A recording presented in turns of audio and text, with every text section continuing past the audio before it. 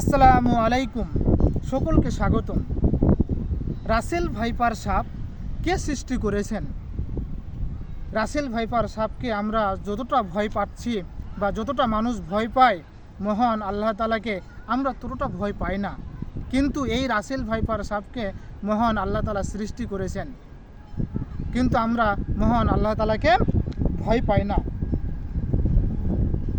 তিনি এই পৃথিবীতে সব কিছু সৃষ্টি করেছেন, কিন্তু আমাদের ভয় পাওয়া উচিত ছিল মহান আল্লাহ তাআলাকে।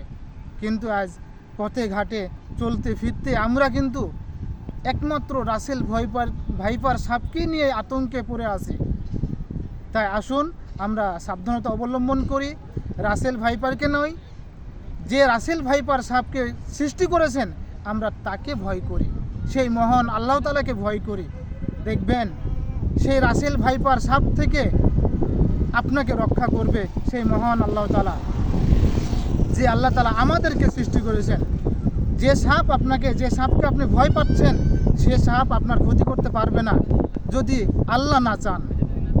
তাহলে অবশ্যই আমরা রাসেল ভাইপার সাপকে ভয় করব না, করব মহান আল্লাহ তাআলাকে, এবং আল্লাহ তাআলার 5 ওয়াক্ত নামাজ যে দিয়েছেন সেই বিধিবিধান মেনে চলব এবং 5 ওয়াক্ত নামাজ কায়েম করব। আল্লাহ হাফেজ।